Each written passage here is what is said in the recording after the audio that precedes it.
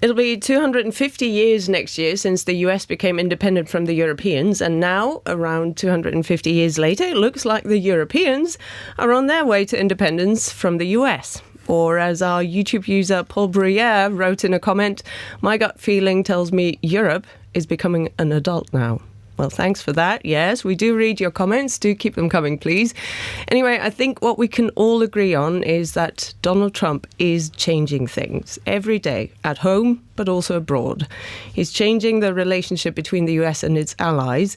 Just this week, Germany tightened its travel advice for the US, warning its citizens after several people with German passports were arrested upon entry. And we'll get to that a bit later.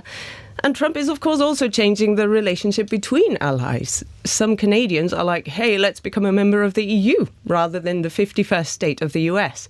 And here in the EU, a lot of eyes are on France and Germany. So that's what today's episode of DW Berlin Briefing is all about. Has the US given up on Western values?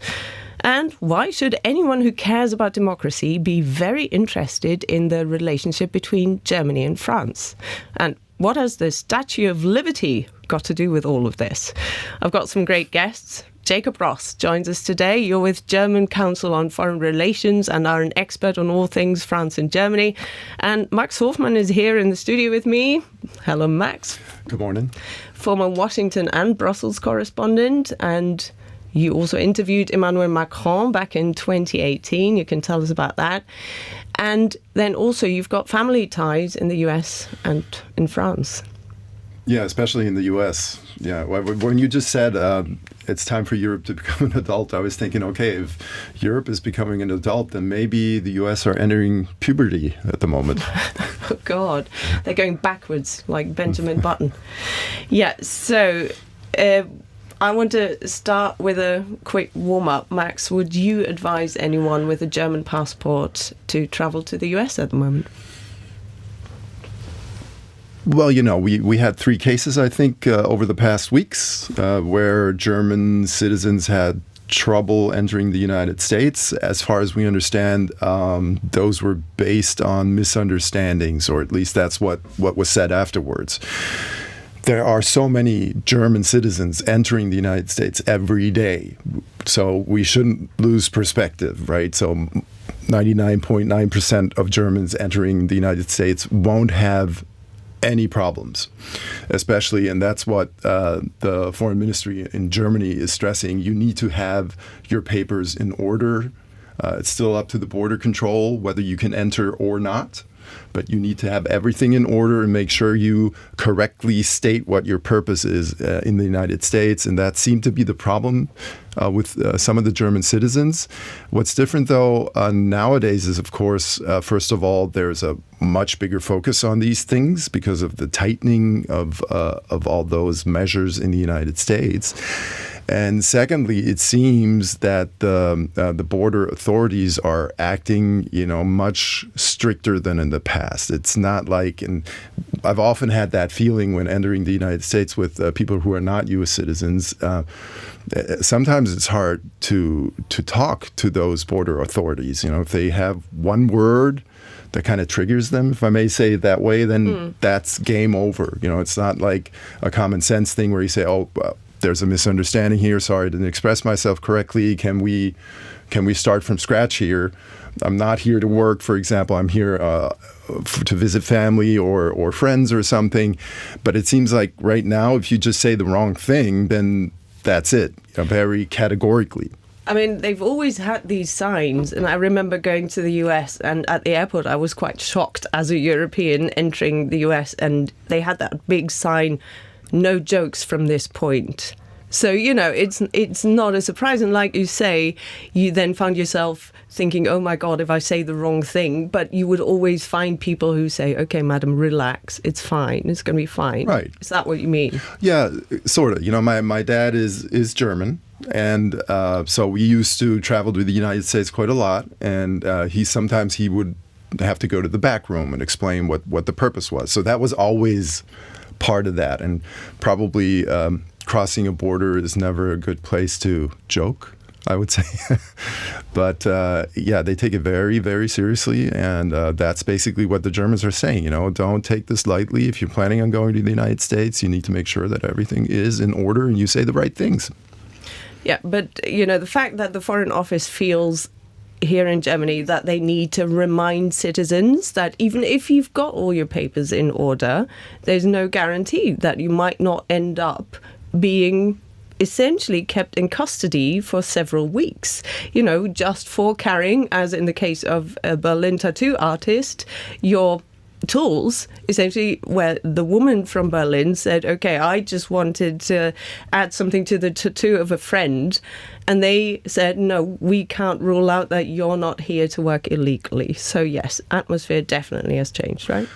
It appears. I haven't traveled to the States recently, but that is my reading as well. And basically what the foreign ministry is saying, take this, take it seriously. This might, as you said, not just be, okay, you can't come into the country, but with you ending up for several weeks in some kind of detention facility. And that's not a nice thing, as all those Germans, 3 of them actually that told their tale, or at least that we know about, have said afterwards and confirmed this is not a nice situation to be in. And I think just, German authorities wanted to make sure that everybody is aware of that. But again, I just wanted to reiterate here. It's important to remember it's really a very, very small fraction of Germans entering the United States every day. Yeah. And Jacob, as a warm-up to you, could you remind us, why should anybody care about what's going on between France and Germany right now?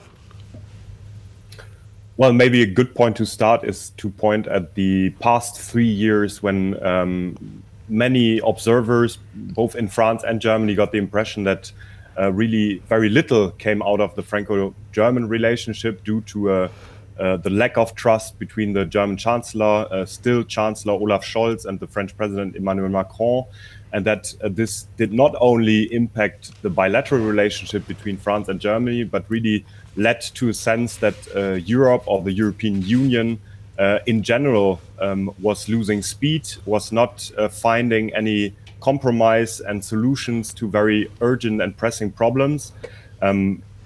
We talked a lot these past 3 years about energy policy, but primarily about defense policy, the fact that aid to Ukraine, the European capability to defend themselves from future Russian aggressions was not where it should have been in preparations. And this was all linked to the Franco-German relationship and the fact that really these heads of state and government seemed to not go along well with each other. We had the visit this Tuesday in Berlin of President Macron, who met with Chancellor Scholz, with a press conference and then a dinner with the soon-to-be Chancellor Friedrich Merz. And we really got the feeling out of that there's huge expectations on the French side that things will get better under a Chancellor Friedrich Merz, that the Franco-German relationship will improve, that there will be room for maneuver, for new solutions, for new impetus for European integration, especially in defense, with all the new money from the German side pouring in. But that's essentially why I think that the broader public should be very keen on this Franco-German relationship and follow closely if indeed Chancellor Merz, once he is in office and has his own government, will be able to build a trustee relationship with President Macron, who, that's probably the last point, but very important one as well, has very little time left in office himself, only 1.5 years roughly before the French electoral cycle will pick up again. A lot of important points there from you, Jacob. That is also something that some of them we discussed in last week's episode. So you can go back and look at Friedrich Merz's plans for Europe if you want to, and we'll post that link in the show notes.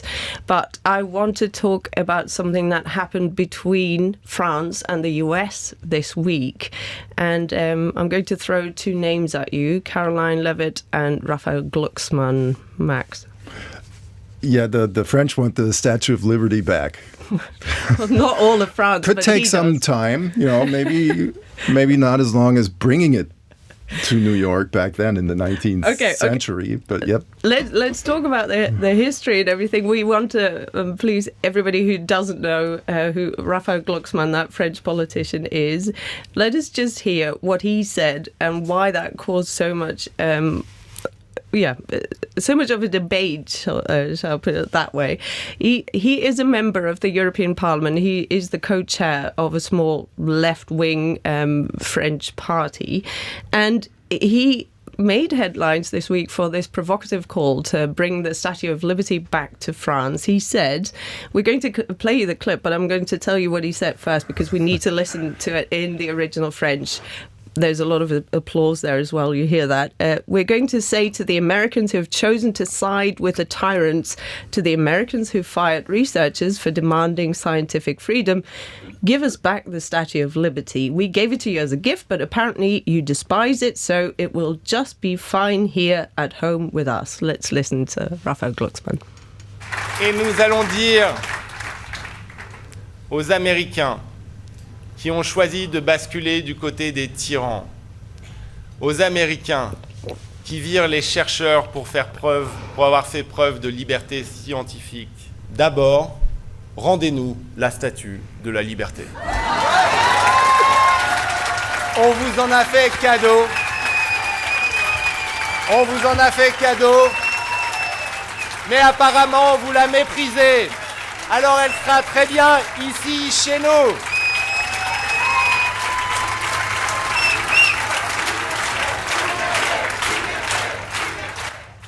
So that was picked up then in the US by a reporter in the White House press room who asked Donald Trump's press secretary about this very comment. Let's listen to that. There is now a member of the European Parliament from France who does not think the US represents the values of the Statue of Liberty anymore. They want the Statue of Liberty back. So is President Trump going to send the Statue of Liberty back to France? Absolutely not. And my advice to that unnamed low-level French politician would be to remind them that it's only because of the United States of America that the French are not speaking German right now. So they should be very grateful to our great country. But that was then not the end of the story, because Raphael Glucksmann posted a very long thread essentially outlining that despite all the laughter, all the jubilant response, there was a serious reason for him to make this comment. And let's just look at what he posted. He said, no one, of course, will come and steal the Statue of Liberty. The statue is yours, but what it embodies belongs to everyone. And if the free world no longer interests your government, then we will take up the torch here in Europe. So, Jacob, very strong words. And of course, Glucksmann doesn't speak for all of France, but can you talk to us about that broad seismic that seismic shift and the shockwaves that Donald Trump's policies at home but also abroad, that seismic shift that is being felt here in Europe?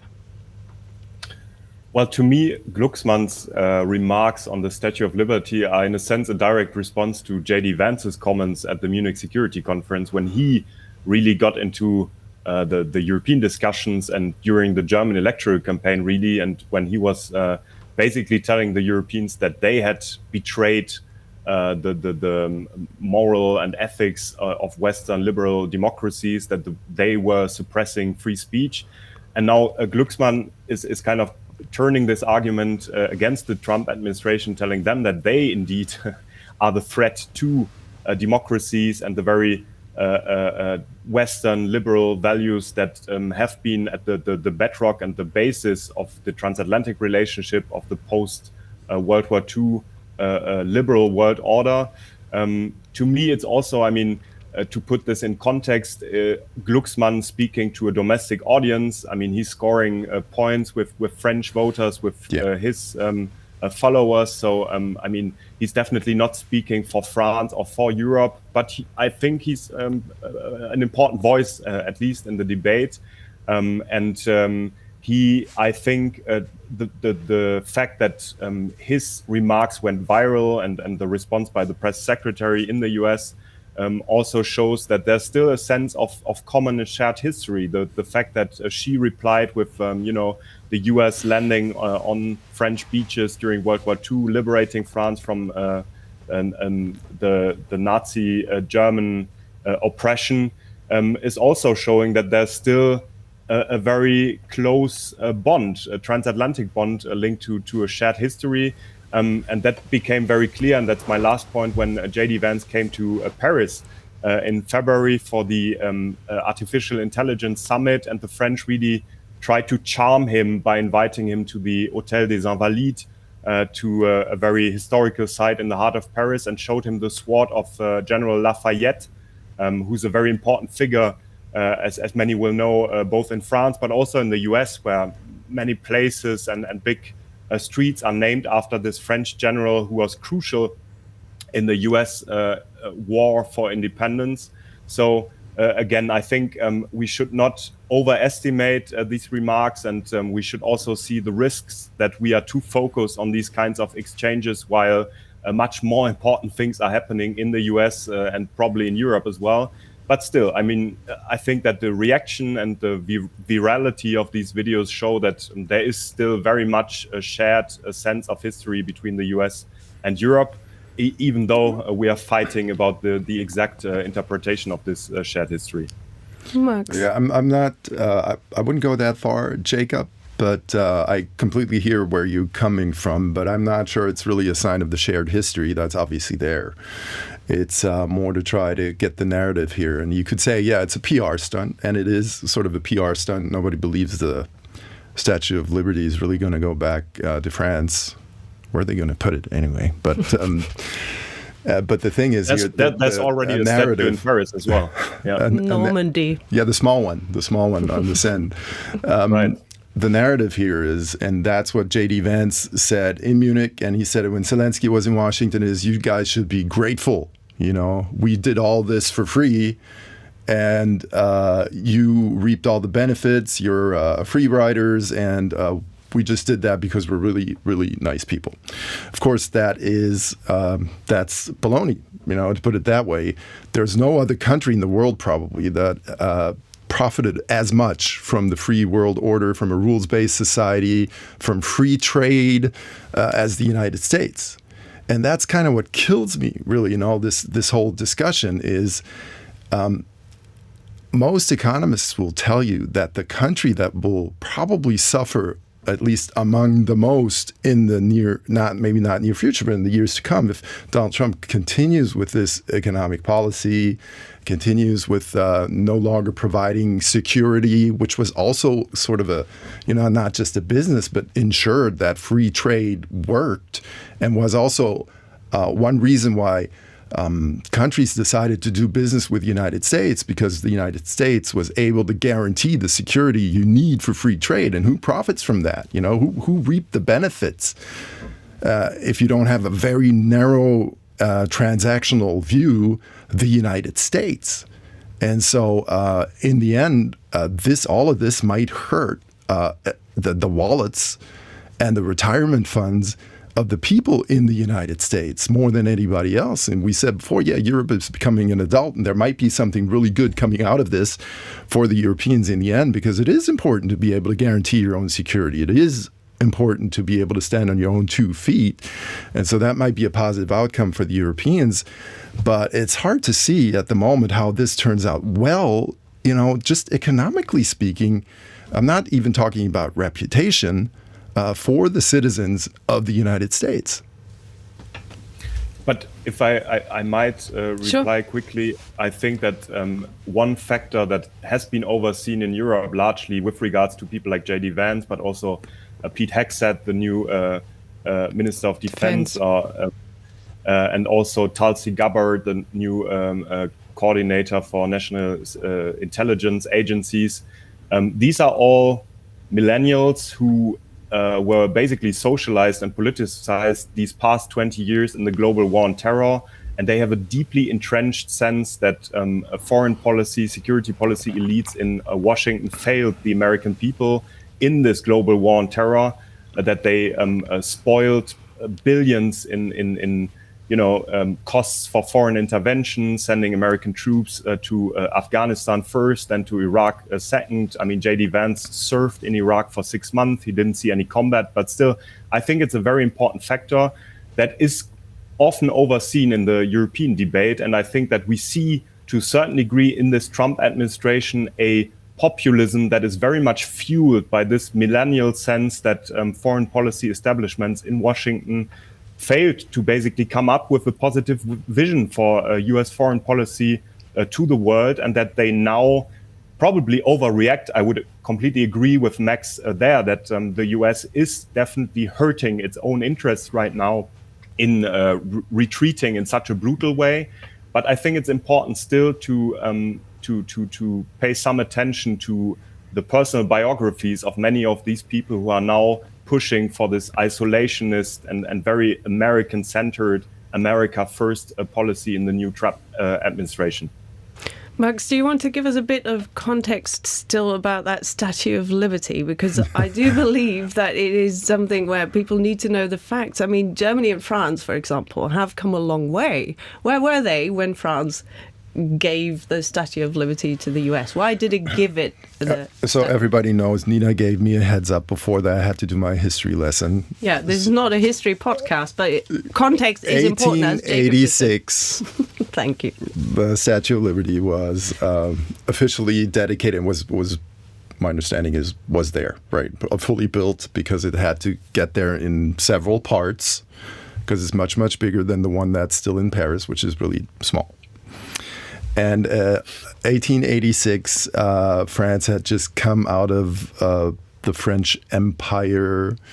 The Germans they had an emperor, a Kaiser back then, and the U.S. had already had a democracy for over 100 years, had officially abolished slavery. Of course, we all know that, the real change came in the 1960s, but still it symbolized what, a lot of the things, what the West came to stand for many, not for all. That has to be clear. Freedom of expression, the rule of law, democracy, all those things. And so it's really a symbol, and it was always, you just imagine all those immigrants coming in the 19th and 20th century to New York, to Ellis Island, and they saw that on those boats. That was for them. When they saw that, they knew this is the promised country. This is where we want to go, because we know we have a shot at happiness and fulfilling our destinies. And so it's a very, very strong symbol for what many people throughout the centuries even thought was great about America, was great about the U.S. And I think that's really one of the most fundamental shifts right now. The Trump administration does not stand for this anymore, does not represent this anymore. Of course, and that's also a part of the perspective. This administration has been in office for, not very long, a couple of weeks, more than a couple of weeks, but really a very, very short time. Compared with the amount of history that we're talking about here, it's just a blink of an eye. Yeah, so America may very well stand for those values again. Let's not forget that. And what many people here in Europe are saying, of course, the writing was on the wall when Donald Trump, it's his second term in office now. But the Europeans at the time, the famous wake-up call, that was just not heard.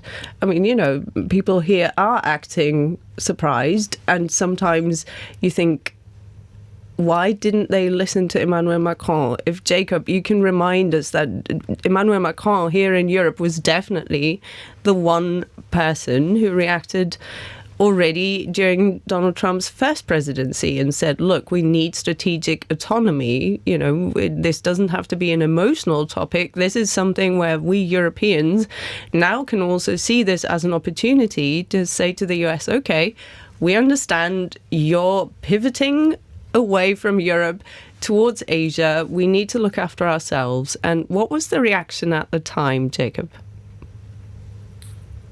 Well, I mean, it's I think very good to remind listeners that Macron, when he first got elected in 2017, was kind of breaching a trend that had been upon Europe and the West really for months. He came in after Brexit happened in the summer of 2016, and then Donald Trump got his first electoral victory in November 2016. And then many people expected Marine Le Pen to win the presidential elections in May 2017, but no, Macron won this election, and he won these elections with a very pro-European and optimistic program, basically, and electoral campaign, which surprised many people that elections were still winnable with these kinds of ideas. He then made a very strong argument for deeper European integration. Most will remember his Sorbonne speech in September 2017, when he was calling his European partners to further integration and to build this strategic autonomy or strategic sovereignty for Europeans, not only the European Union at the time already, but Europeans really.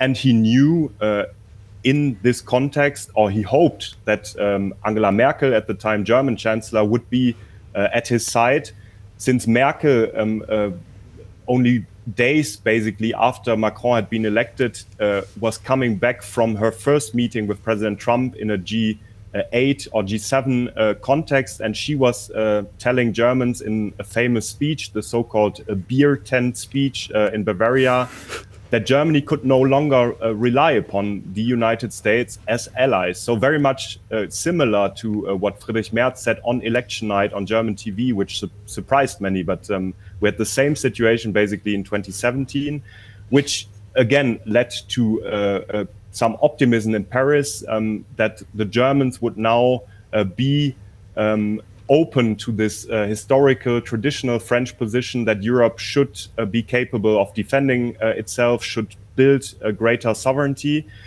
But these hopes were betrayed. And the sentiment in Paris still is that neither Angela Merkel nor her successor, Olaf Scholz, really replied to Emmanuel Macron's ideas, that they both didn't really commit to these French ideas, and that Olaf Scholz especially really fell back to a very traditional German foreign policy tradition or position, to be very close to the White House, to always coordinate with the American president before taking important decisions.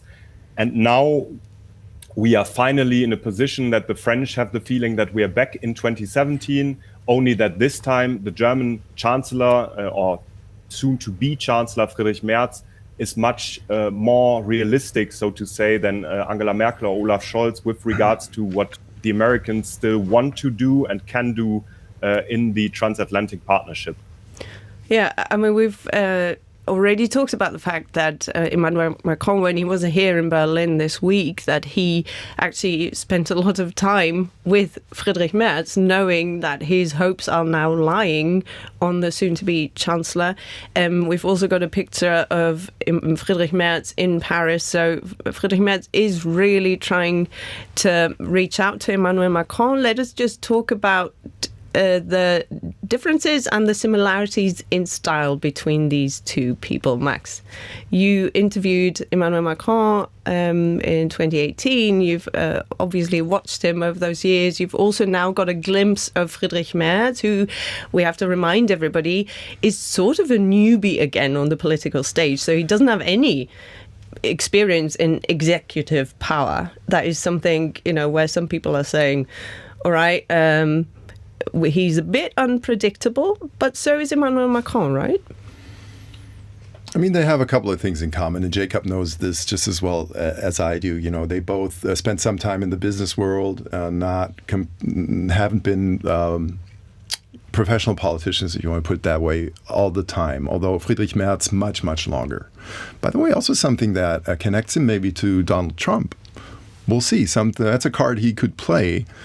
Both are pretty emotional, I would say. So the differences between, sorry, I'm laughing here, but I'm just picturing Emmanuel Macron back then with Angela Merkel, who was. But they did get on towards the end. They got along, yeah, but they were very different. Angela Merkel usually did not display her emotions very clearly, but she except for football. Except for soccer, as we would say in the United States. Sorry. Oh, that's okay. And She still has, by the way, a very fine sense of humor, of course, and if you knew how to read that, but they were very different. And it was frustrating for Emmanuel Macron back then because, she wouldn't really tag along. She was very critical. She wasn't, she wouldn't, just because somebody was able to give a good speech, that didn't mean she was going to reverse course of the whole country. Did the same thing, for example, when Barack Obama requested to speak in front of the Brandenburg Gate. If you remember that here in Berlin, she was also like, let him do something first before before we're all so excited. And in the end, they got along really well too. I mean, he was there when he promoted her book and everything. Anyway, I'm getting off topic, going down a rabbit hole here, but yes, I agree. Macron and Merz might be more similar in that sense. And you could tell Macron's jumping on the opportunity, like somebody who's starved in the desert and finally sees some water. Yeah. That doesn't mean, though, that everything the German chancellors like Olaf Scholz or Angela Merkel did in the past was complete nonsense. You have to look at the fine print. If you want to go and use the French nuclear umbrella, who decides when those nuclear arms are deployed? The French aren't going to say, okay, the Germans can decide now. So that's tough. Second one. Would take too long for the Germans to decide who in Germany would press that button. Maybe not. Germans are changing there. But the second thing is money. It's always about money in the end. With the trumpets, but don't make no mistake. For the French, it's also about money because one of the goals of Emmanuel Macron in the past has always been Eurobonds. So basically have European debt, something the Germans, as the biggest economy in the European Union, has always rejected because they would be in for it. And that was understandable. That was the will of the voters as well. But new times might require new measures. So it's very envisionable, at least, or we can imagine that Merz will change that because he spent his time, and that brings me back to what I said in the beginning, he spent his time in the financial world. So he might not, he might be more comfortable with those financial instruments that make the world go around nowadays. That's just the way it is. And his supporters, of course, are saying he's a pragmatist. So he reacts to new realities and he is very ready to take risks. And we've seen that. He's not even in office. And yet this week, we've seen that he pushed through Bundestag, this huge package, essentially a 180-degree turnaround on this German belief in strict fiscal policy, surprising everyone. And of course, his critics are now saying, well, you broke your word. So it's a very, very fine line, and it'll be interesting to watch how he behaves. But I'm sorry to interrupt, Nina. One more thing that I think brings Macron and Merz together a bit, or where they're a little similar, at least in my personal opinion, is Merz, if you agree with him or not, okay, but Merz knows how to give a good speech. Right, and that's also something that sets him apart from, many would say, from Olaf Scholz, for example, who was very dry, and even Angela Merkel wasn't known to be a really good speech maker or something like that. But he's someone who's, he knows his way around speeches, definitely. And not just him, also Boris Pistorius, the German defense minister. Sorry, Jacob, just wanted to mention, because I don't think it's a well-known fact, Boris Pistorius is completely fluent in French. He's Germany's defense minister, also extremely good at giving speeches. And, he has a problem that he's got a political party behind him where not everybody is as keen as he is to, invest a lot more in arming Ukraine, for example. So that will be interesting, that dynamic as well. And Boris Pistorius actually calls the French defense minister a very close friend and gave a speech. I was there in Paris where he spoke for 40 minutes in fluent French. So, Jacob, sorry, your thoughts on Macron and Merz? No, yes, I would agree with what Max said. In the end, it will be about money and the fact that Merz took this huge political risk now, which is also a huge opportunity, sure, but also very big risks of loosening the debt brake and basically, betraying what he said prior to the election. And you could see this will to take big risks to get big things done that is very typical of Macron's style ever since he got elected first in 2017. Many people say that it's now, his chancellery will be starting with a all-in move, because many people say that if the extreme right in Germany, AfD, can convince the German public that Merz indeed broke his word and is now, opening the floodgates and really indebting Germany, maybe also giving in to these traditional French demands to come up with Eurobonds to finance European investment, especially in defense, through taxpayer guarantees, which are in the end secured by German voters, that the AfD might gain a very potent political weapon going forward. We might remind your listeners as well that the AfD was not, in its founding time, a party that was mainly opposed to immigration or interior security topics, were not the primary topics for this party, but the euro, the safeguarding of Greece, keeping Greece in the eurozone. That was the initial raison d'etre of the AfD when it was founded in 2013, back in 2013. And Merz is now risking of giving this topic back to this party and strengthening it further. But he is also gaining room for maneuver to push forward European integration, to strengthen German defense, investment in Germany. And Macron is definitely, and the French are definitely hoping that some of this money will benefit European companies, French companies, in a situation where France really has very little room, fiscal room for maneuver. I mean, France needs to invest a lot of money, but the French debt are at a level that leaves very little room. So yes, I think there's big hope in Paris right now. It is risky, yes. Yeah. And you just mentioned the AfD. I just want to remind everybody we've done a couple of episodes on them. That was prior to the elections here. So we'll put those links in the show notes. The key players in the party, where have they come from, where are they now, etc. All those things. And if you want to go back, just watch that episode. Also, we're talking about that big debt package, and we have a DW Berlin briefing newsletter that comes out every week, and we've got all the details in there, so make sure that you subscribe. We'll put the link in the show notes as well.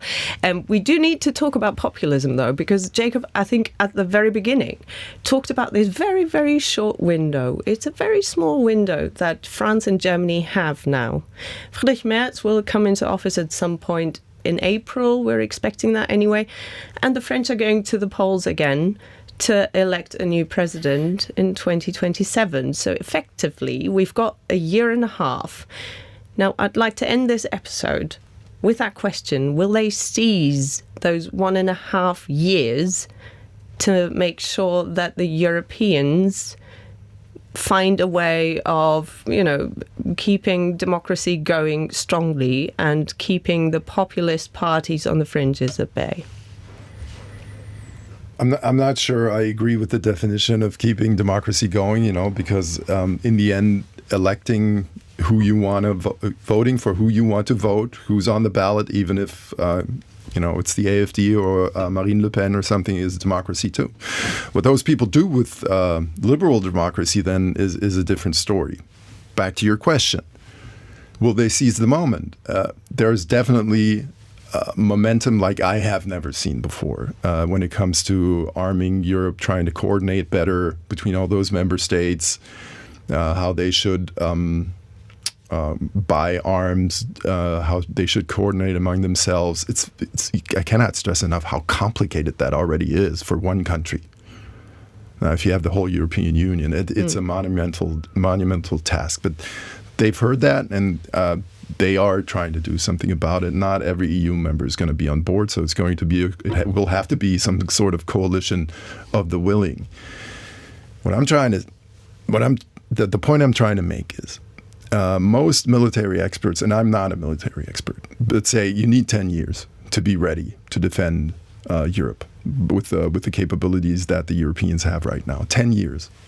A lot of things can happen in 10 years. It's not just about the French electing a new president in about two years.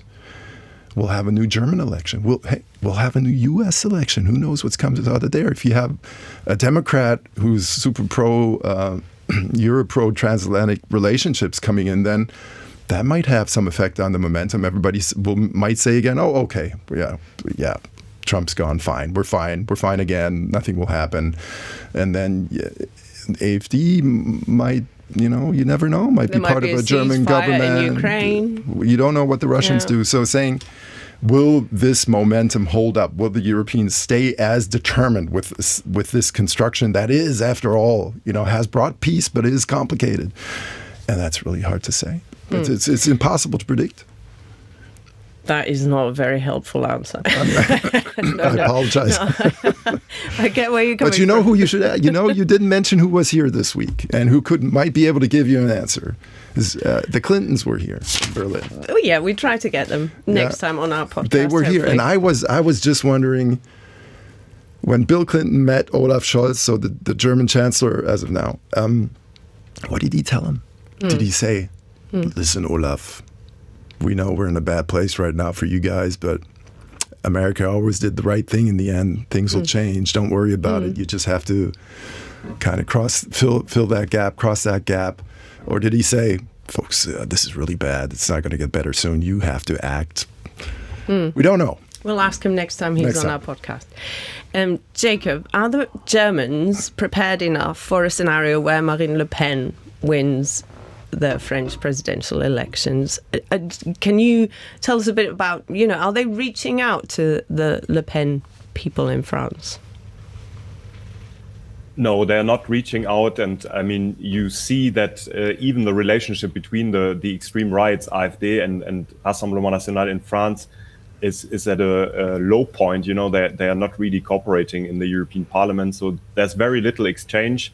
I think the German government, we as think tanks, as observers, are preparing for these scenarios, but I don't think we can be prepared for French President Marine Le Pen just as much. And I mean, that goes back to what Max said. Nobody really was prepared for the second Trump presidency, at least not for how brutal it would turn out since a couple of weeks now.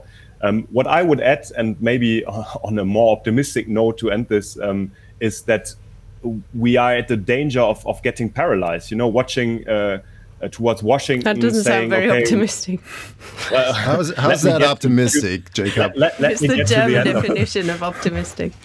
No, but I mean, we should move anyway. We can't wait. And I very much agree with Max. If we try to predict what will be in 10 years in Europe, in the US, in Russia, that would be impossible and it would leave us paralyzed. So I would say, as a younger millennial, let's seize the opportunity and get going and build European defense, strengthen European sovereignty, which will be a good thing in any case. I mean, even if we get a pro-European, a transatlantic, a traditional American president in 4 years again, would it hurt for Europeans to be more sovereign, more independent, more capable of defending themselves?